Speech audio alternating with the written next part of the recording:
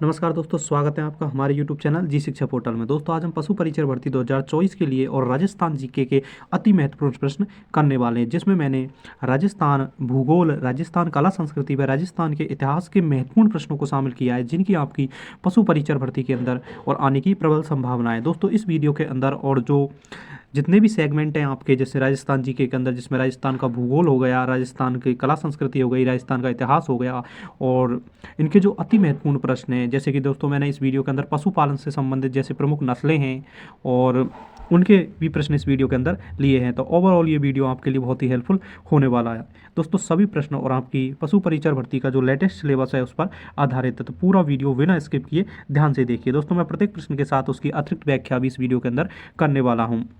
दोस्तों अगर आप पशु परिचय भर्ती की संपूर्ण तैयारी करना चाहते हैं तो आज ही हमारे साथ जुड़ जाएं, क्योंकि दोस्तों मैंने इसे 25 से अधिक मॉडल टेस्ट पेपर आपको इस चैनल पर करवाए हैं। वहीं इसके साथ मैंने दोस्तों राजस्थान जी के पशुपालन एवं सामान्य विज्ञान की क्लासें भी इस चैनल पर प्रोवाइड कराई है, तो इस वीडियो के बाद में आप उन्हें भी देख सकते हैं। दोस्तों हाल ही में जो करंट अफेयर इस आपकी पशु परिचय भर्ती के अंदर पूछे जाने वाला है, उससे रिलेटेड वीडियो भी मैं इस चैनल पर अपलोड किए हैं, तो आप इस वीडियो के बाद में उन सभी वीडियो को तो देख सकते हो। तो चलिए वीडियो शुरू करते हैं। दोस्तों जो आज का हमारा पहला प्रश्न है वो है, मेरीना किसकी नस्ल है? तो दोस्तों इसका जो राइट आंसर होने वाला है वो होने वाला है विकल्प सी, भेड़। दोस्तों जो मेरीना है वो एक भेड़ की नस्ल है। अगर दोस्तों हम मेरीना की बात करें तो यह प्रमुख रूप से और एक विदेशी नस्ल है, जो कि प्रमुख रूप से और ऑस्ट्रेलिया देश के अंदर देखने को मिलती है। अगर दोस्तों हम इस भेड़ की नस्ल की बात करें तो यह ऑस्ट्रेलिया के और मर्रे डार्लिंग का जो पठार है उस क्षेत्र में पाई जाती है। वहीं अगर दोस्तों हम भारत की बात करें और अपने प्रमुख रूप से अपने राजस्थान की बात करें तो जो राजस्थान की और चौकला नस्ल की जो भेड़ें होती है उसे भारत की अथवा राजस्थान की मेरीना कहा जाता है। दोस्तों इस भेड़ की प्रमुख विशेषताओं की बात करें तो यह अधिक ऊन उत्पादन के लिए प्रसिद्ध है। आई होप कि आपको एक्स्ट्रा इन्फॉर्मेशन हेल्पफुल लगी होगी। तो चलिए बढ़ते हैं अगले प्रश्न की ओर। दोस्तों जो आज का हमारा अगला प्रश्न है वो है, सोनाड़ी किसकी नस्ल है? तो दोस्तों इसका जो राइट आंसर होने वाला है दोस्तों वो होने वाला है और विकल्प भी, भेड़। दोस्तों जो सोनाड़ी है भेड़ की एक प्रमुख नस्ल है। अगर दोस्तों हम सोनाड़ी नस्ल की बात करें तो राजस्थान में प्रमुख रूप से ये और डूंगरपुर, बांसवाड़ा, उदयपुर और भीलवाड़ा आदि क्षेत्रों में पाई जाती है, तो विकल्प भी इसका राइट आंसर हो जाएगा। तो चलिए बढ़ते हैं अगले प्रश्न की ओर। दोस्तों जो आज का हमारा अगला प्रश्न है वो है, राजस्थान में कौन सी मिट्टी का प्रसार अधिक है? तो दोस्तों इसका जो राइट आंसर होने वाला है दोस्तों वो होने वाला है और विकल्प ए, भूरी रेतीली मिट्टी। दोस्तों राजस्थान के अंदर जो भूरी रेतीली बलुई मिट्टी है वो सर्वाधिक मात्रा में पाई जाती है। अगर दोस्तों हम इस मिट्टी की बात करें तो ये प्रमुख रूप से और जो पश्चिमी राजस्थान है उसके अंदर हमें देखने को मिलती है।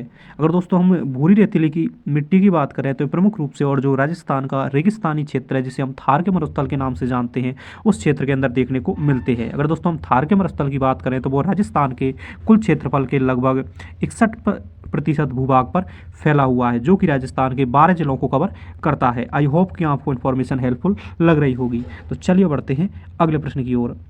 दोस्तों जो आज का हमारा अगला प्रश्न है वो है, राजस्थान में प्रवेश करने वाली पश्चिमी विक्षोभ की उत्पत्ति का क्षेत्र कहाँ है? दोस्तों राजस्थान के अंदर जो पश्चिमी विक्षोभ आता है उसकी उत्पत्ति कहाँ से होती है, ये चीज़ इस प्रश्न के अंदर पूछी गई है।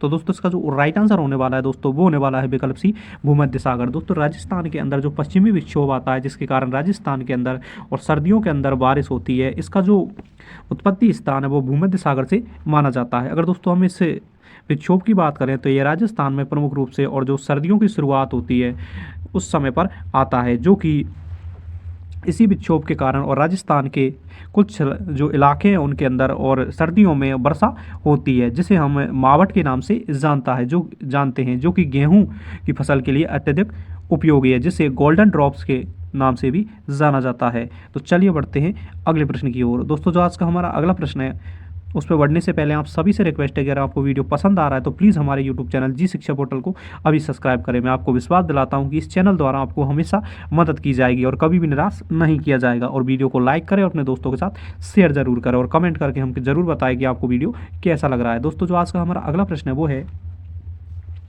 तालाबों से सर्वाधिक सिंचाई वाला जिला कौन सा है? तो दोस्तों इसका जो राइट आंसर होने वाला है दोस्तों वो होने वाला है विकल्प डी भीलवाड़ा। दोस्तों जो भीलवाड़ा जिला है उसमें और राजस्थान के अंदर तालाबों से सर्वाधिक सिंचाई होती है। अगर दोस्तों हम भीलवाड़ा की बात करें तो भीलवाड़ा का जो कुल सिंचित क्षेत्र है उसमें लगभग उसके 6% यानी कि 10.6% भूभाग पर और तालाबों से सिंचाई की जाती है। अगर तालाबों से सिंचाई की बात करें तो इसमें दूसरे नंबर पर दोस्तों वो जिला आता है, वो है उदयपुर। वहीं अगर दोस्तों हम बोरवेल से और सर्वाधिक सिंचाई की बात करें तो वो हमें जयपुर जिले के अंदर देखने को मिलती है। तो चलिए बढ़ते हैं अगले प्रश्न की ओर। दोस्तों जो आज का हमारा अगला प्रश्न है वो है कौन सा शहर रेड क्लिफ रेखा से सर्वाधिक दूर स्थित है। तो दोस्तों इसका जो राइट आंसर होने वाला है दोस्तों वो होने वाला है बीकानेर। दोस्तों जो बीकानेर शहर है वो हमें रेड क्लिफ रेखा से और सर्वाधिक दूर देखने को मिलता है। अगर दोस्तों हम रेड क्लिफ रेखा की बात करें तो यह भारत और पाकिस्तान के मध्य और एक काल्पनिक रेखा है जो कि आज़ादी से पहले और अंग्रेज अधिकारी रेड क्लिफ के द्वारा खींची गई थी। अगर दोस्तों हम इस रेखा की बात करें तो राजस्थान में और ये 1070 किलोमीटर के क्षेत्र से होकर गुजरती है, जिसमें दोस्तों सर्वाधिक इससे रेड क्लिफ रेखा की बात करें तो जैसलमेर का सर्वाधिक इलाका लगभग और हमें 464 किलोमीटर और देखने को मिलता है। वहीं दोस्तों और बीकानेर में सबसे कम यह है रेखा में और 168 केमी देखने को मिलती है। तो विकल्प बी इसका राइट आंसर हो जाएंगे, यानी कि जो बीकानेर शहर है वो और रेड क्लिफ रेखा से और सर्वाधिक दूरी रखता है जो आपके ऑप्शंस के अंदर दिए गए हैं उन विकल्पों की अपेक्षा। तो आई होप कि आपको वीडियो अच्छा लग रहा होगा। तो चलिए बढ़ते हैं अगले प्रश्न की ओर। दोस्तों जो आज का हमारा अगला प्रश्न है वो है राजस्थान में कृषि विश्वविद्यालय कहाँ स्थित है। तो दोस्तों इसका जो राइट आंसर होने वाला है वो होने वाला है विकल्प बी। दोस्तों बीकानेर और शहर के अंदर हमें और राजस्थान का और कृषि विश्वविद्यालय देखने को मिलता है। तो वी इसका राइट आंसर हो जाएगा। तो चलिए बढ़ते हैं अगले प्रश्न की ओर। दोस्तों जो आज का हमारा अगला प्रश्न है वो है राजस्थान में सर्वाधिक घोड़े किस जिले में हैं। तो दोस्तों इसका जो राइट आंसर होने वाला है दोस्तों वो होने वाला है और विकल्प डी बाड़मेर। दोस्तों बाड़मेर जिले के अंदर हमें और राजस्थान में सर्वाधिक घोड़े देखने को मिलते हैं। वहीं दोस्तों बाड़मेर जिले के अंदर ही और सर्वाधिक भेड़ें भी हमें देखने को मिलती है। तो विकल्प डी इसका राइट आंसर हो जाएगा। तो चलिए बढ़ते हैं अगले प्रश्न की ओर। दोस्तों जो आज का हमारा अगला प्रश्न है वो है राजस्थान राज्य में ऊंट सर्वाधिक किस जिले में हैं। तो दोस्तों इसका जो राइट आंसर होगा दोस्तों वो होने वाला है विकल्प डी जैसलमेर। दोस्तों जैसलमेर जिले में हमें और सर्वाधिक ऊंट देखने को मिलते हैं। अगर दोस्तों हम ऊंट की बात करें तो ऊंट राजस्थान का और राज्य पशु भी है, जिसे और जून 2014 के अंदर और राजस्थान का राज्य पशु घोषित किया गया था, जिसे हम रेगिस्तान के जहाज़ के रूप में भी जानते हैं। अगर दोस्तों हम ऊँट की बात करें तो यह कई लंबे दिनों तक और बिना पानी पिए रह सकता है। तो विकल्प डी इसका राइट आंसर हो जाएगा। तो चलिए बढ़ते हैं अगले प्रश्न की ओर। दोस्तों जो आज का हमारा अगला प्रश्न है वो है दोस्तों नेक्स्ट क्वेश्चन है वो है राजस्थान में अधिक बोई जाने वाली फसल कौन सी है। तो दोस्तों इसका जो राइट आंसर होने वाला है वो होने वाला है विकल्प बी बाजरा। दोस्तों राजस्थान के अंदर और बाजरा सर्वाधिक और क्षेत्रफल में बोया जाता है। अगर दोस्तों हम बाजरे की बात करें तो राजस्थान में सर्वाधिक और क्षेत्रफल में ये बाड़मेर जिले के अंदर बोया जाता है, जबकि उत्पादन के मामले में और जयपुर और अलवर जिले और अग्रणीय स्थान रखते हैं। तो विकल्प बी इसका राइट आंसर हो जाएगा। दोस्तों अगर बाजरे की बात करें तो 2023 को और यूनेस्को द्वारा बाजरे अंतर्राष्ट्रीय और बाजरा दिवस के रूप में घोषित किया गया था। और दोस्तों इसका जो बाजरा और जो अनुसंधान संस्थान है दोस्तों वो हमें और जोधपुर जिले के अंदर देखने को मिलता है। तो विकल्प वी इसका राइट आंसर हो जाएगा। तो चलिए बढ़ते हैं अगले प्रश्न की ओर। दोस्तों जो आज का हमारा अगला प्रश्न है वो है राजस्थान में प्रथम सागरी प्रथा क्या थी। तो दोस्तों इसका जो राइट आंसर होने वाला है दोस्तों वो होने वाला है विकल्प सी बंधुआ मजदूरी प्रथा। दोस्तों जो बंधुआ मजदूरी प्रथा है उसे ही हम सागरी प्रथा के नाम से जानते हैं। तो विकल्प सी इसका राइट आंसर होगा। अगर दोस्तों हम बंधुआ मजदूरी प्रथा की बात करें तो भारत सरकार द्वारा और इसे और 1976 के अंदर इसकी रोकथाम के लिए अधिनियम लाया गया था। वह दोस्तों 1985 के अंदर इसे पूर्ण रूप से और इनलीगल बना दिया गया था वह संपूर्ण भारत में, और इसे बंद कर दिया गया था। अगर दोस्तों हम बंधुआ मजदूरी की बात करें तो इसमें और किसी साहूकार या जमींदार द्वारा और किसानों को, जो गरीब लोग होते हैं, उनको ऋण दिया जाता है और उनके बदले में उन लोगों से और एक नौकर की तरह कार्य करवाया जाता है। तो विकल्प सी इसका राइट आंसर होगा। आई होप कि आपको इन्फॉर्मेशन हेल्पफुल लग रही होगी। तो प्लीज़ हमारे यूट्यूब चैनल जी शिक्षा पोर्टल को अभी सब्सक्राइब कर लें। तो चलिए बढ़ते हैं अगले प्रश्न की ओर। दोस्तों जो आज का हमारा अगला प्रश्न है वो है राजस्थान की किस बोली पर मराठी भाषा का भी कुछ प्रभाव है।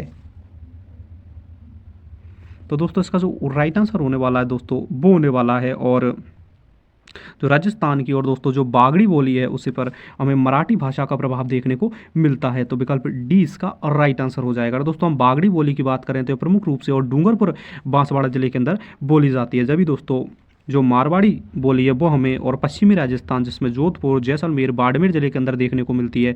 मेवाती बोली है दोस्तों वो हमें अलवर और जो भरतपुर का इलाका है उस क्षेत्र के अंदर देखने को मिलती है। भाई दोस्तों हाडोती बोली है वो प्रमुख रूप से और दक्षिण पूर्वी राजस्थान है जिसमें कोटा, बूंदी, बारा तथा झालावाड़ जिले शामिल है, वहाँ पर देखने को मिलती है। तो चलिए बढ़ते हैं अगले प्रश्न की ओर। दोस्तों जो आज का हमारा अगला प्रश्न है वो है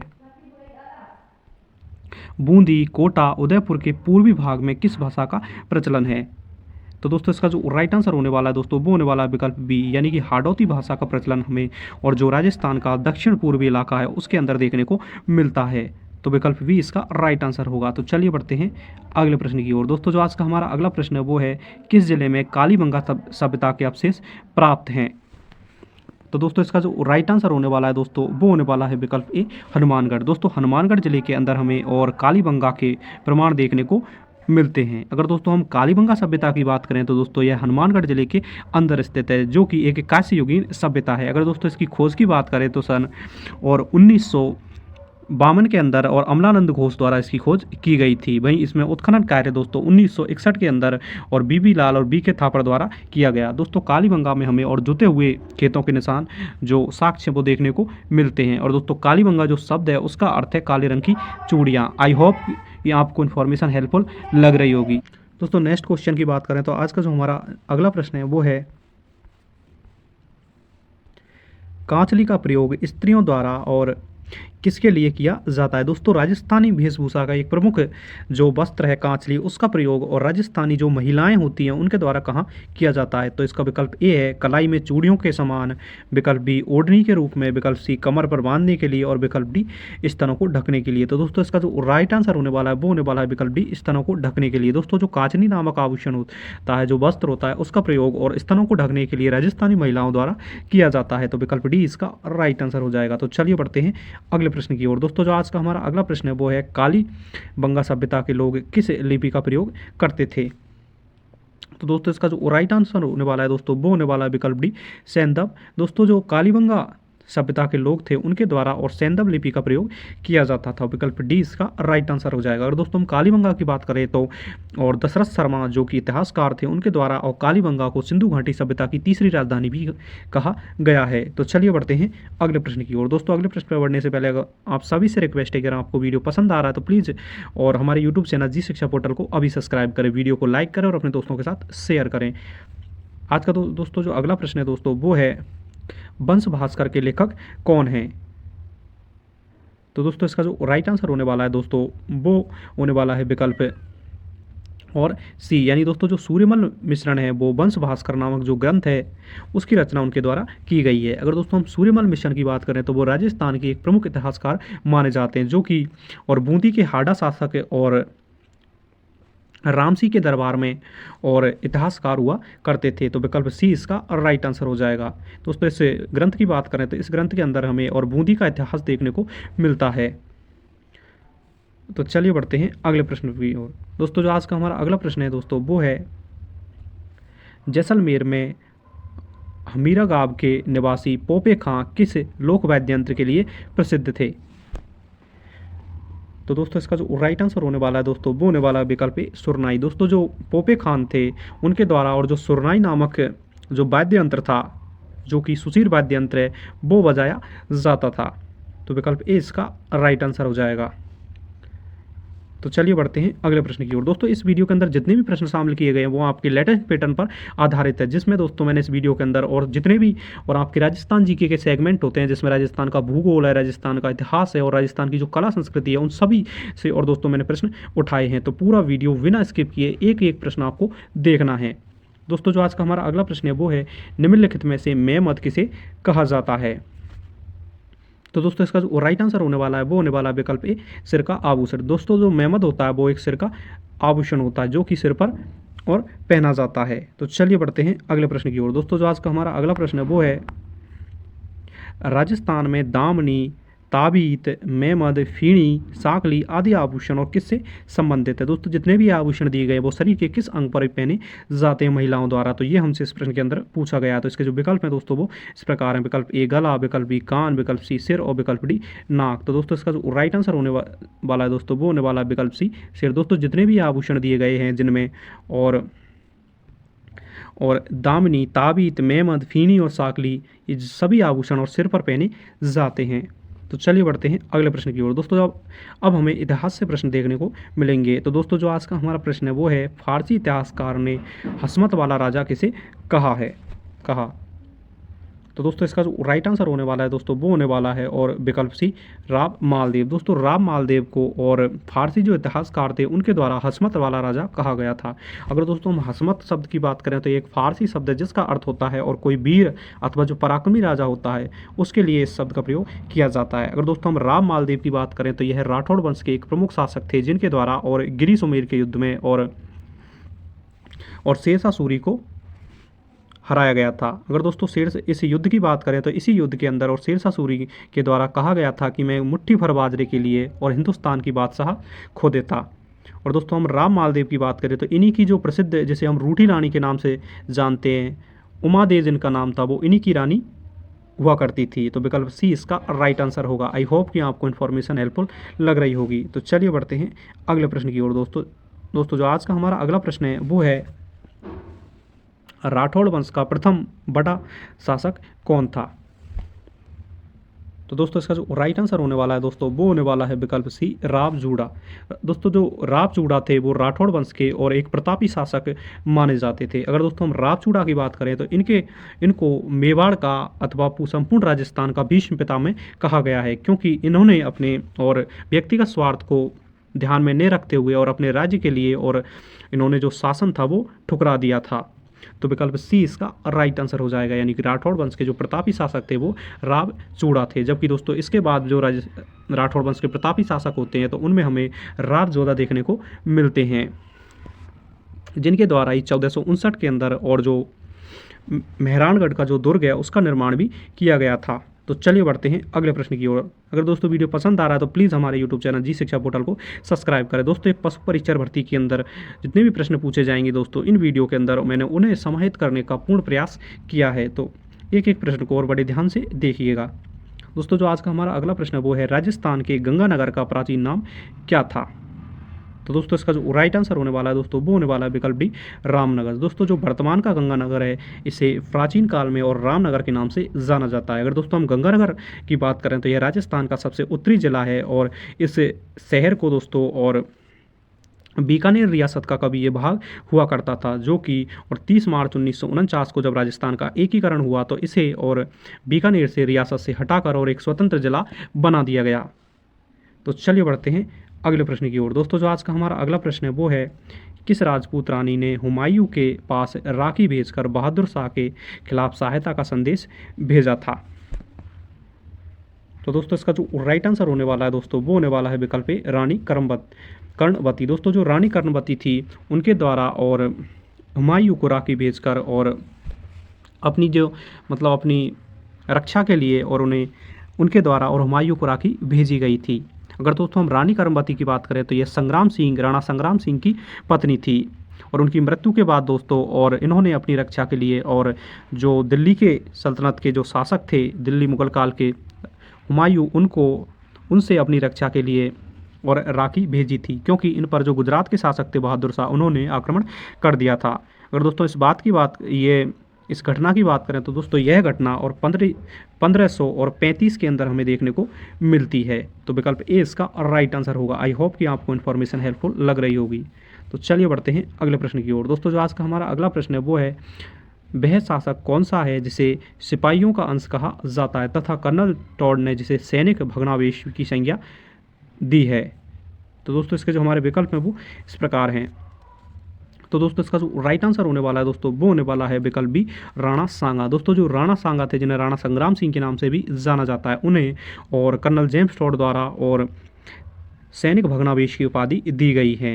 क्योंकि दोस्तों अगर यह उपाधि ने इनकी वीरता और साहस के लिए दी गई है, क्योंकि राणा सांगा के और अपने शरीर पर 80 घाव लगने के बाद भी और इन्होंने हार नहीं मानी और ये बाबर से लड़ते रहे थे। इनकी एक आंख फूट गई थी, इनका एक पैर टूट गया, एक हाथ टूट गया, उसके बाद भी और ये युद्ध में और इन्होंने हार स्वीकार नहीं की। तो इन्हीं वीरता के लिए इन्हें और कर्नल जेम्स टॉड द्वारा और सैनिक भग्नावशेष और सिपाहियों का अंश कहा गया था। आई होप कि आपको इन्फॉर्मेशन हेल्पफुल लग रही होगी। तो चलिए बढ़ते हैं अगले प्रश्न की ओर। दोस्तों जो आज का हमारा अगला प्रश्न है वो है, किस कछवा शासक ने अपनी पुत्री का विवाह और सम्राट अकबर से किया था। तो दोस्तों इसका जो राइट आंसर होने वाला है दोस्तों वो होने वाला है विकल्प डी, भारमल। दोस्तों कछवा वंश के शासक और भारमल द्वारा अपनी पुत्री हरकाबाई का विवाह और अकबर के साथ किया गया था। अगर दोस्तों हम और भारमल की बात करें तो भारमल और कछवाहा वंश के एक प्रमुख शासक हुआ करते थे। इनके द्वारा और 1562 के अंदर साबर के अंदर जब अकबर जियारत के लिए और जा रहा था उस समय और अपनी पुत्री हरकाबाई का विवाह अकबर के साथ इन्होंने कर दिया था। इसके बदले में और अकबर द्वारा और आमेर रियासत को और एक पूर्ण रियासत का दर्जा दे दिया गया था। वहीं दोस्तों भारमल को और राजा की उपाधि भी दे दी गई थी। तो विकल्प डी इसका राइट आंसर हो जाएगा। तो चलिए बढ़ते हैं अगले प्रश्न की ओर। दोस्तों जो आज का हमारा अगला प्रश्न है वो है, 7वीं शताब्दी से 12वीं शताब्दी का काल कौन सा काल कहलाता है।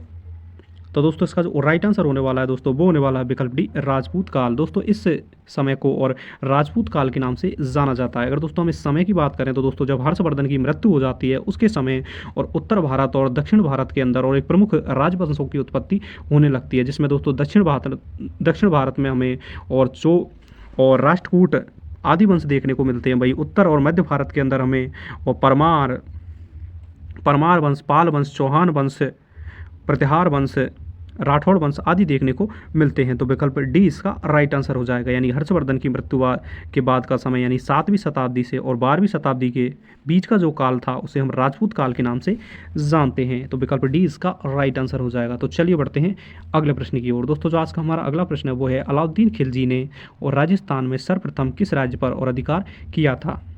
तो दोस्तों इसका जो राइट आंसर होने वाला है दोस्तों वो होने वाला है और विकल्प ए, रणथंभौर। दोस्तों अलाउद्दीन खिलजी द्वारा और रणथंभौर पर सबसे पहले और 1301 के अंदर अधिकार किया गया था। उस समय दोस्तों रणथंभौर के राजा और हम्मीरदेव चौहान थे और इन्हीं की जो पत्नी थी दोस्तों रंगाबाई, उनके द्वारा राजस्थान में सबसे पहले और जल जौहर किया गया था। तो विकल्प ए इसका राइट आंसर हो जाएगा। तो चलिए बढ़ते हैं अगले प्रश्न की ओर। दोस्तों जो आज का हमारा अगला प्रश्न है वो है, महाराणा कुंभा की विजयों और विरोधियों की जानकारी कहाँ से मिलती है।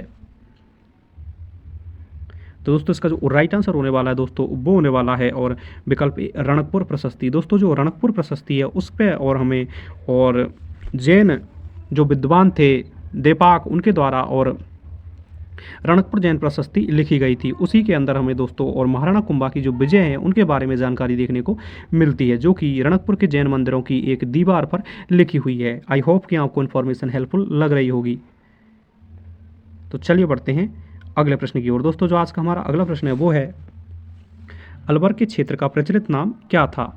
तो दोस्तों इसका जो राइट आंसर हो जाएगा वो हो जाएगा विकल्प डी, मेवात। दोस्तों जो अगर अलवर का जो प्रसिद्ध क्षेत्र है उसे मेवात के नाम से जानते हैं। अगर दोस्तों हम इस क्षेत्र की बात करें तो प्रमुख रूप से और इस यहाँ पर मेव जाति के जो मुस्लिम जाति है उसके लोग रहते हैं, इसी कारण इस क्षेत्र का नाम मेवात पड़ा है। तो विकल्प डी इसका राइट आंसर हो जाएगा। दोस्तों गिरवा है जो और दक्षिण और पश्चिमी राजस्थान का जो क्षेत्र है उस क्षेत्र को गिरवा के नाम से जानते हैं। और जो गुजरात से लगा हुआ प्रदेश है जो कि हमें मेवाड़ के दक्षिण में देखने को मिलता है उसे गुजराता प्रदेश के नाम से जानते हैं।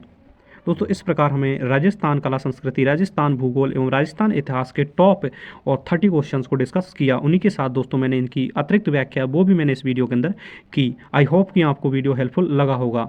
अगर दोस्तों आप पशु परिचर भर्ती की तैयारी कर रहे हैं तो प्लीज़ हमारे यूट्यूब चैनल को अभी सब्सक्राइब कर लें, क्योंकि इस चैनल पर आपको पशु परिचर भर्ती संबंधित संपूर्ण तैयारी करवाई गई है और आगे भी मैं आपको एग्जाम से पहले करवाऊंगा। तो प्लीज़ हमें सपोर्ट करें और हमारे यूट्यूब चैनल जी शिक्षा पोर्टल को सब्सक्राइब करें। Thanks for watching.